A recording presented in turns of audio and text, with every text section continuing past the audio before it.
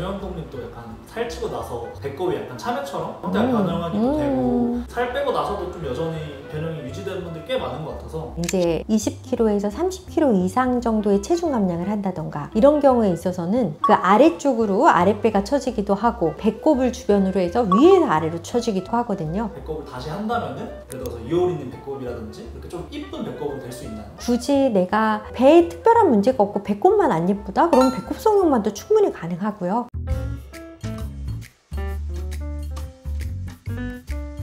안녕하세요. 성형외과 전문의 의학박사 아틀리에 성형외과 구주영 원장입니다. 안녕하세요 원장님. 제가 사실 좀 놀란 게 있는데 목욕탕에 갔을 때 생각보다 너무 많은 사람들이 배에 없어지지 않는 주름이 너무 많으시더라고요. 그래서 어떻게 하면 이런 주름들 해결할 수 있을지 원장님한테 좀 주제를 가져와 봤습니다. 방금 전에 배의 주름이라고 말씀하셨잖아요. 그 배의 주름이라는 것도 종류가 정말 많거든요. 예를 들면 우리 삼겹살이라고 하는 거, 살이 쪄서 이렇게 있는 가루주름도 있을 수가 있고, 또 하나는 이제 살이 쪘다가 혹은 출산 후에 배가 늘어났다가 줄어들면서 이렇게 정말 조글조글 거리는 조글거림도 있어요. 그래서 이제 그런 조글거림들이 아랫배에만 나타나기도 하고, 아니면 이제 배꼽 위아래로 배꼽의 모양도 쪼글쪼글해지고 이런 경우들도 많이 생길 수가 있고요. 그리고 또 어떤 경우가 많이 있냐면 복강경이라든가 아니면 배꼽 피어싱이라든가 이런 것들, 그리고 또 복부 지방 흡입하고 나서 배가 이제 울퉁불퉁해진다든지 이런 것들에 대해서는 사실 성형외과에 오시면 여러 가지로 도움을 좀 받을 수가 있으시죠. 기억나는 걸로 예전에 정형동님도 약간 살찌고 나서 배꼽이 약간 참외처럼 형태가 변형하기도 되고 이런 부분들이 살 빼고 나서도 좀 여전히 변형이 유지되는 분들이 꽤 많은 것 같아서 이런 분들 원장님 어떻게 하면 좀 해결할 수 있을까요? 20대 때라던가 하는 경우에 있어서는 우리가 체중 조절을 할 때 운동도 같이 많이 병행을 하고 또 피부 관리도 잘 하게 된다 그러면은 굉장히 많은 부분에 있어서 정상적으로 돌아오실 수가 있어요. 그런데 이제 20kg에서 30kg 이상 정도의 체중 감량을 한다던가 이런 경우에 있어서는 처짐이 남아있게 됩니다. 근데 그 처짐이라는 게 배꼽 위아래를 기준으로 또 나눠져요. 그러니까 배꼽은 멈춰서 고정되어 있는 조직이다 보니까 그 아래쪽으로 아랫배가 처지기도 하고, 그리고 또 우리 배꼽을 주변으로 해서 위에서 아래로 처지기도 하거든요. 그래서 이런 부분들이 이제 정도에 따라서 다르긴 하지만 이게 내가 움직일 때 이럴 때마다 이게 같이 출렁거린다든지, 그리고 이제 이 튼살을 기준으로 또 세로 주름이 또 막 생기기도 하세요. 한번 배가 크게 늘어났다가 줄어들었을 때 튼살이 생기면서 이 튼살이 너무 심각하게 보이는 경우들이 많이 있거든요. 그래서 이런 경우들이 이제 어떤 경우에 따라서 우리가 수술이 필요할 것이냐, 아니면 이제 피부 관리 정도의 시술이 필요할 것이냐, 아니면 이제 배꼽만 고칠 것이냐, 아니면 미니 복부 성형을 할 것이냐, 전신 복부 성형을 할 것이냐, 이런 것들을 우리가 판단을 할 수가 있게 되는 거죠.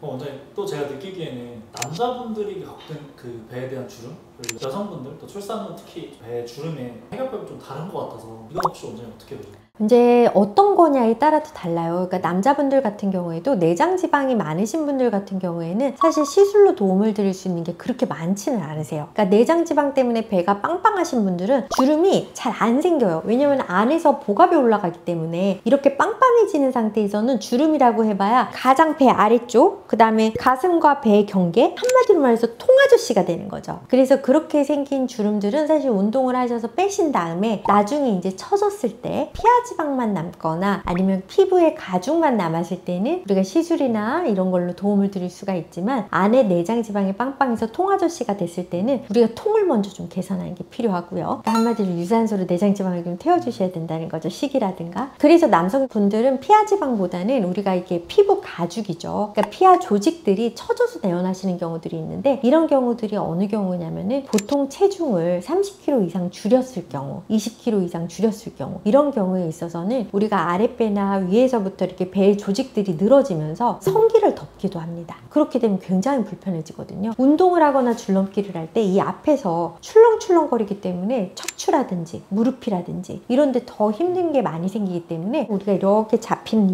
이 부분을 절제해 주는 거, 그게 환자분들한테 굉장히 큰 도움이 되실 수가 있죠.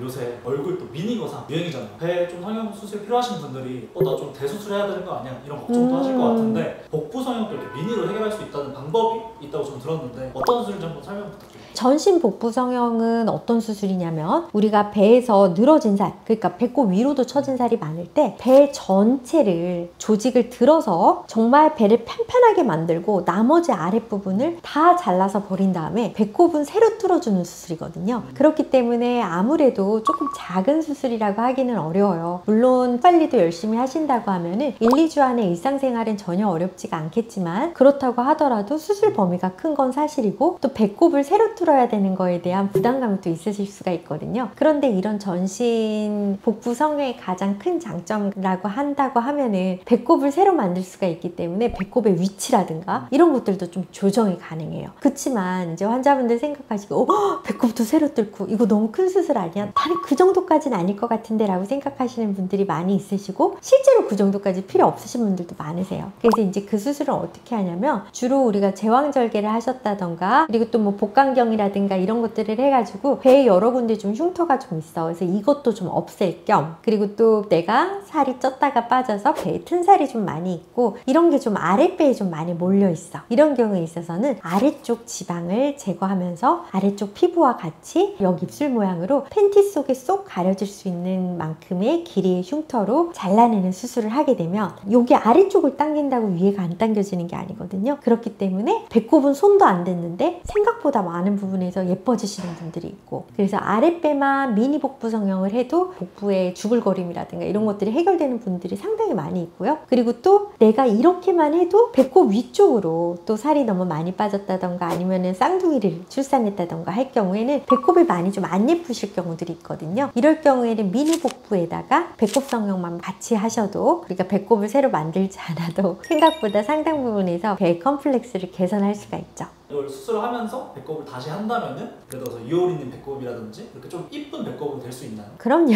복부에 이제 배꼽 성형을 단독으로만 해서도 이제 살이 많이 찌지 않았다거나 하시는 분들이 배꼽 모양을 바꾸는 것도 가능은 해요. 그러니까 굳이 내가 배에 특별한 문제가 없고 배꼽만 안 예쁘다? 그럼 배꼽 성형만도 충분히 가능하고요. 그리고 이제 오늘 이제 제가 이 말씀을 드린 거는 복부 전체에 조직이 남아서 생기는 문제들. 그러니까 우리가 간단하게 생각하면 조직이 부족하면 조직을 채워주고 아니면 그것도 보형물로 채워주고 이렇게 하지만 조직이 남아서 생기는 문제는 조직을 제거를 해서 해결을 하는 게 가장 원론적인 치료 방법이 될 수가 있거든요. 그렇기 때문에 물론 피부 상태를 개선해서 그리고 피부의 여러 가지 시술을 통해서 피부의 탄력을 올려주는 방법도 가능은 하세요. 근데 이제 그런 가능한 방법에다가 그걸로 만약에 해결이 안 될 것 같다. 우리가 마찬가지잖아요. 눈이 안 처지게 여러 번 관리를 하지만 결국에 이제 눈이 너무 많이 처지면 우리가 눈썹 거상이라든지 쌍꺼풀 수술을 하게 되고 얼굴도 우리가 울세라나 여러 가지로 많이 관리를 하지만 어느 시기에 와서는 또 안면거상, 미니 안면거상 이런 게 또 필요할 수가 있는 것처럼 복부도 우리가 관리를 꾸준히 하지만 시술로나 관리로 해결이 되지 않을 때 할 수 있는 여러 가지 수술법들 중에서 미니 복부 거상과 복부 거상 수술이 들어갈 수 있다는 겁니다.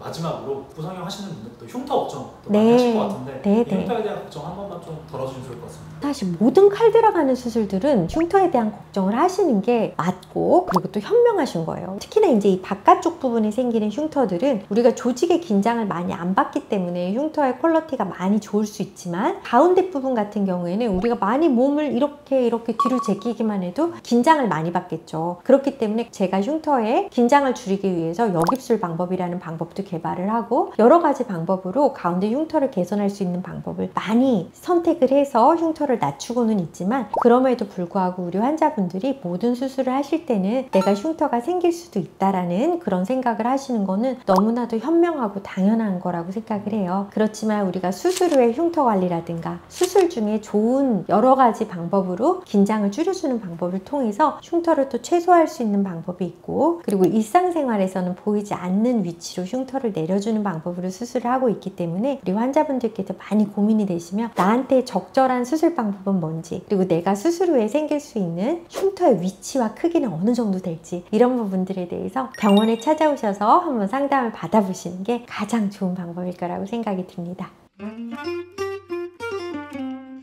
나이에 따라서 또 상황에 따라서 성별에 따라서 그리고 각자의 상황에 따라서 복부에 대한 고민이 정말 많으실 건데요. 시술부터 관리 그리고 생활습관 교정 그리고 수술 여러 가지에 대해서 나한테 가장 잘 맞는 방법에 대한 솔루션을 좀 찾아가셨으면 좋겠습니다. 지금까지 아틀리에 성형외과 고주영 원장이었습니다.